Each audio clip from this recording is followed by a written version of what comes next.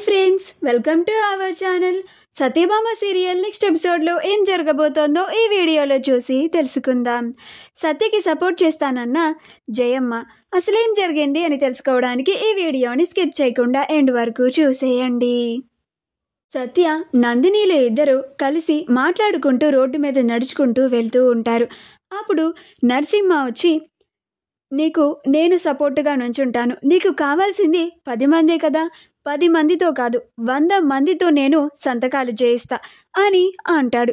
అప్పుడు సత్య ఎవరు కూడా ఇలా చేస్తాను అని అనరు, ఇలా మీరు చేస్తాను అని అంటున్నారంటే మీరు మీ రాజకీయ స్వలాభం కోసమే అంటున్నారు అని అంటుంది.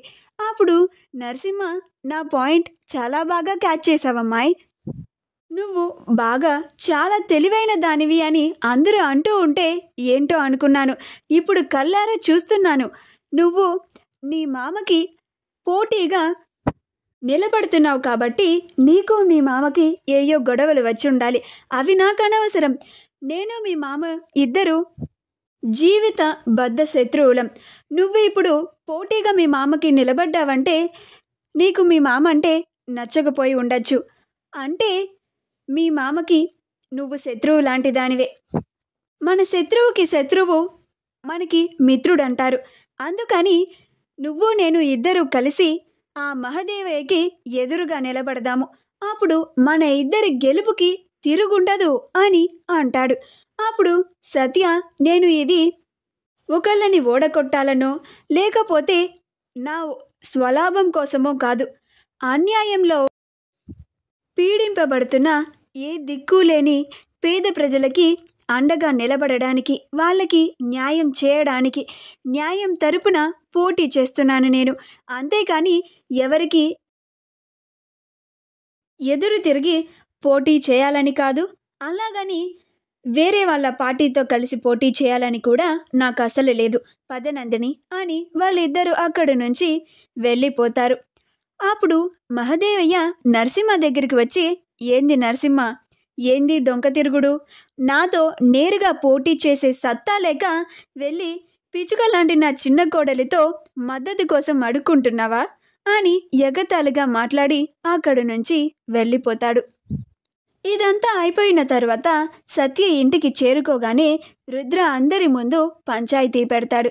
ఏంది సత్య ఇది, నువ్విలాగా మా బాపుకి ఎదురుగా పోటీ చేసుడు నాకు అస్సలు ఇష్టం లేదు.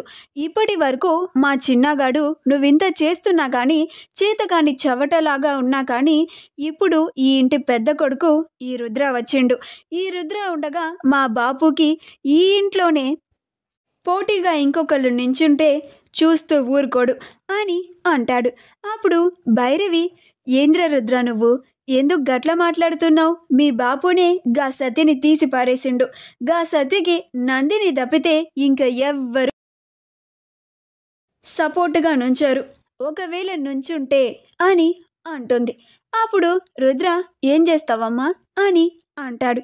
అప్పుడు భైరవి, నా చెప్పుతోని నేనే కొట్టుకుంటారా అని అంటుంది. అప్పుడు వెంటనే జయమ్మ చెప్పుని తీసుకొచ్చి చూయిస్తుంది. అప్పుడు భైరవి, ఏందత్తమ్మా గిది అని అంటుంది. అప్పుడు జయమ్మ, నీ చెప్పే భైరవి అని అంటుంది. అప్పుడు భైరవి, గిదెందుకు తీసుకొచ్చినావత్తమ్మా? అప్పుడు జయమ్మ, నేను సత్యకి సపోర్ట్ చేస్తున్నా అని అంటుంది. అప్పుడు అందరూ ఆశ్చర్యపోతారు. మా వీడియో కనుక మీకు నచ్చినట్లయితే లైక్ చేయండి, షేర్ చేయండి, మా ఛానల్ని సబ్స్క్రైబ్ చేసుకోండి, పక్కనే ఉన్న బెల్ ఐకాన్ని క్లిక్ చేయడం మాత్రం మర్చిపోకండి.